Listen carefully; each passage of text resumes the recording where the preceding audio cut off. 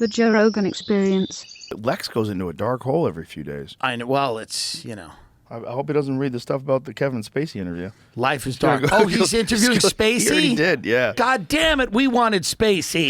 You can get I Spacey. wanted Spacey. You can get Spacey. I know, but then I'm the fifth person to have Spacey. Listen, you'll be the most fun. I know Weinstein's coming here first. I know you're going to have him as soon as he gets out of jail. He's never getting out of jail. I hope he does.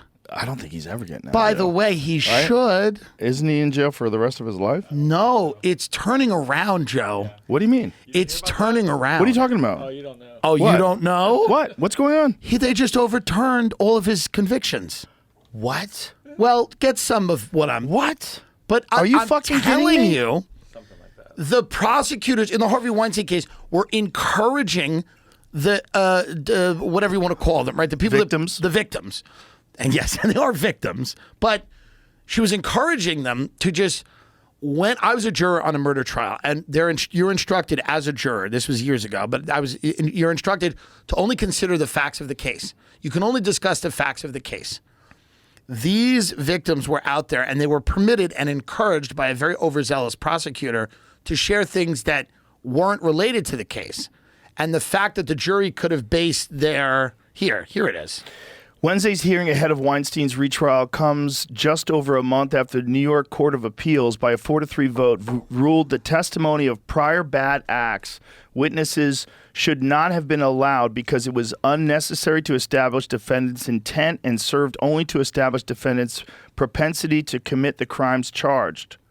He was convicted in the 2020 of first-degree criminal sexual assault and third-degree rape, and then he was sentenced to 23 years in prison. He has maintained his innocence. So what are they saying now? So he's got a retrial. They have a retrial. They're going to do a retrial. Wow. How old is he now? Because he looked fucking terrible before he was going into jail. He was walking around with a cane and a He's walker. in his early 70s, but this is when directors do their best work. No, truly. But he's not a director. Right, producers, whatever. I have confidence in him is what I'm saying. I think You if think he he's gets gonna get out and kick some ass? I think he gets out. He's got a lot to prove. Do you think they'll let him work? They're not even letting Spacey Hollywood work. believes in nothing. They will absolutely let him work. They will let him work, and he should work if the retrial happens and they let him and it doesn't work, it is what it is, you know? Wow. Imagine if he gets out. Imagine if it was all bullshit. Well, I don't know how. It's like It couldn't be. that time. Well, they that all we did it. lived through. Yeah. It was this moral panic. And right. I'm right. not the saying time that- of you mean Yeah, the time of Me Too. Exactly. Yeah. Everything that got that happened there. What does What it say? originally happened, it says here, he had a separate 16-year sentence that is not affected by this decision in California. Oh, so there's another case this which he was is- also sentenced to. So the New York trial has been... So he'll be transferred to a California prison? Oh, he's fucked. No matter what, he's fucked. Unless they do that one, So too. those guys, that was what they did. But the crazy thing about him is he looked like that guy that would do that. He looked exactly like the guy that behaved the way that he behaved. Yes. Yes. Like Dave Chappelle had a bit about it. Yeah. He goes, "Oh, he raped." Right. No, like for looking at sure. him, like you look at a guy. But it's the other thing about him it's so crazy is how many photographs of famous people were with him and how many people thanked him when they won the award. Of course. It's so, and how it was this open secret, but it's just like they accepted this deal with the devil.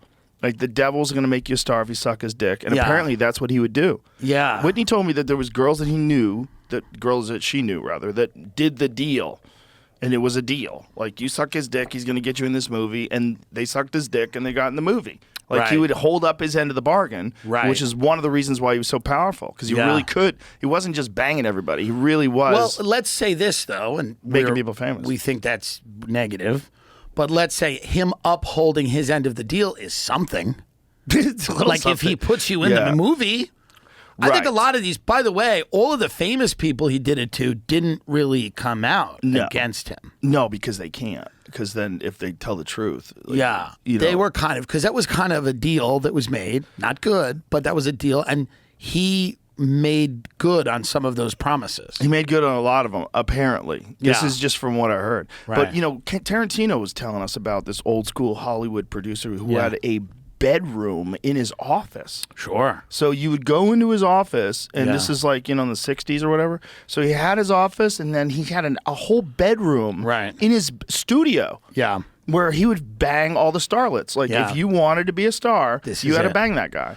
Which Well- is just the deal with the devil that has always been that business. That's always been there. There's always been there. It's like why people start cults. yeah. They always end up being sex cults, right? All these 100% cults. of the time. All of these guys on Netflix, it ends up all being of 'em. creepy and sexual. Yep, all of them. That's part of it. And I think if you have that kind of power and people, and you've got a steady stream of people walking in your door. Yeah, and you're also doing this very specific thing where you're choosing the most beautiful people to be in these incredible films. Right. I mean, think about the movies that fucking guy made.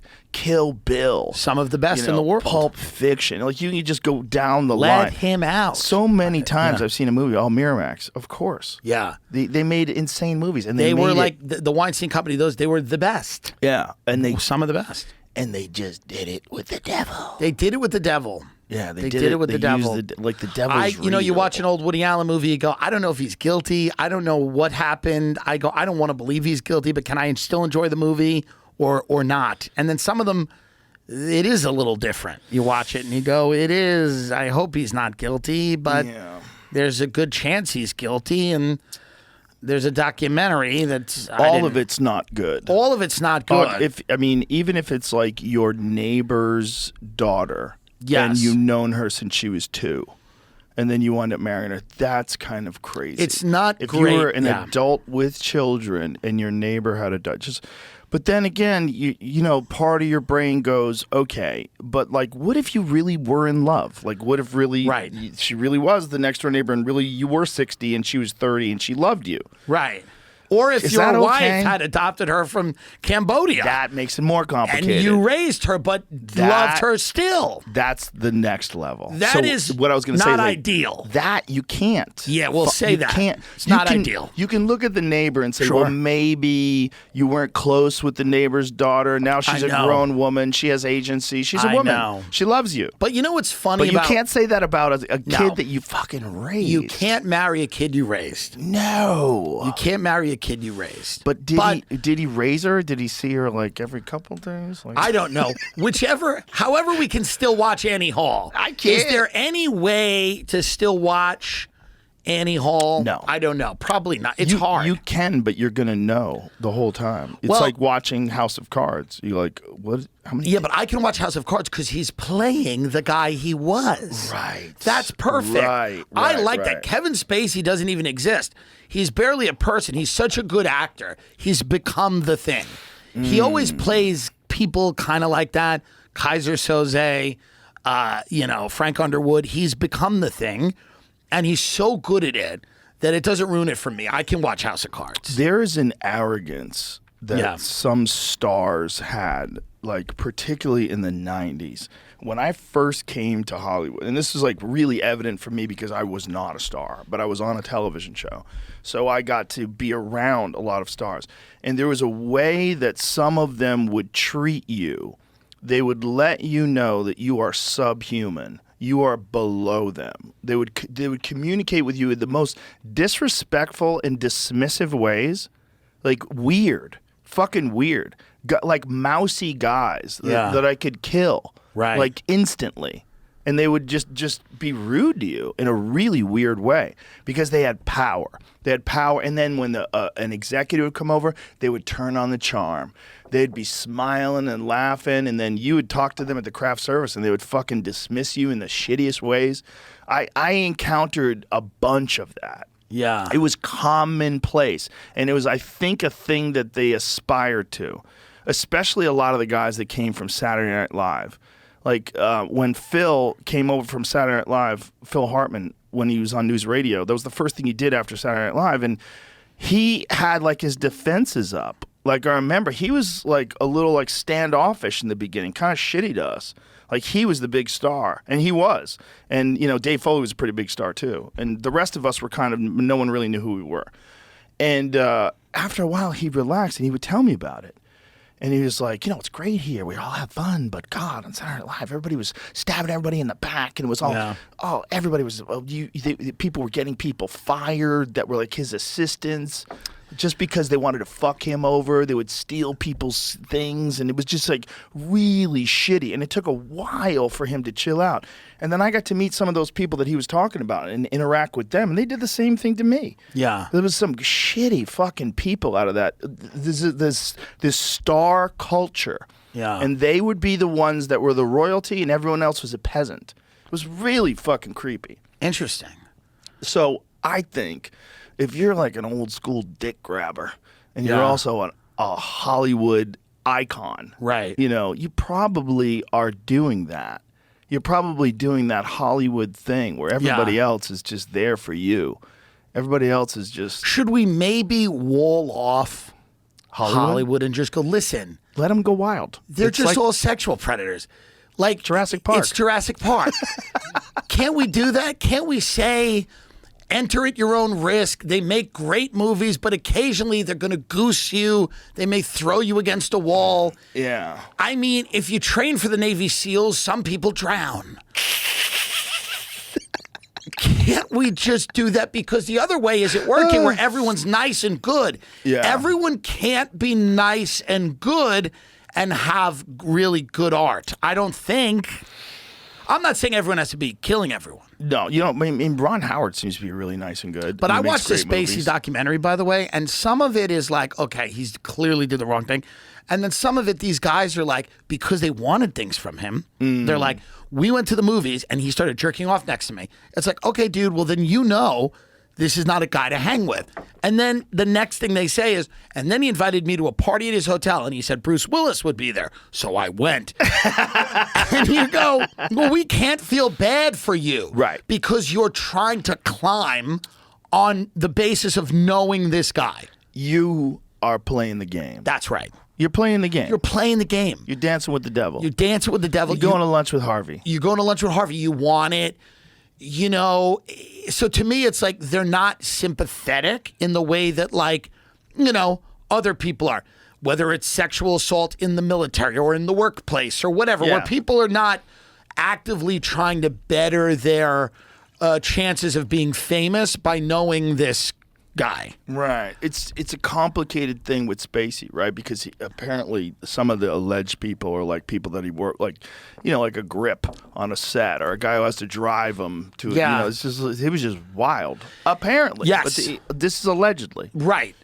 And then some of those people died before they could testify. Do you think you could play a guy like Frank Underwood if there's not a little bit of that inside of you somewhere? No. Probably not. Probably not. He had a really rough life. Did he? And his father was a Nazi pedophile. Oh my God. This is true. Oh my God. And his father was all of Twitter, but no, he was a Nazi pedophile. It's true. He would rape them and make them watch the Nazi stuff. I know I sound like I'm lying a lot, and I am a lot, but this is true. You can look this up. Oh God. His brother is a Rod Stewart impersonator. Oh God. It wasn't great the way that it went for anybody over there. Jesus Christ. According to Kevin Spacey, he was raised by a relentlessly abusive neo-Nazi father. Wow. Spent his dinners making anti-Semitic comments which terrified his children. Wow. Yes, and worse than beating and raping them, he was anti-Semitic. Wow. So he was really bad. Is that, say that in here? The raping part? I believe, from what I know, that's his brother? The Rod Stewart impression? that he was a very abusive... Damn, brother's fucking got it nailed. The brother is really dialed. Boy, if I saw that dude at fucking... he's dialed. Yeah, if I was like somewhere, I'd be like, holy shit, Rod Stewart? Look at this. He alleges his father frequently raped and beat him. I mean, I'm not making it up. Oh my It's God, terrible. frequently raped and beat him. Oh, why didn't they put that in the title?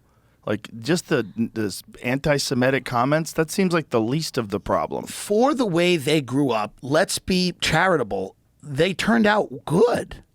Right. They the guy turned out won well. multiple Academy Awards. He's a very talented man, and his brother, I'm sure, does a great Maggie May. Yeah.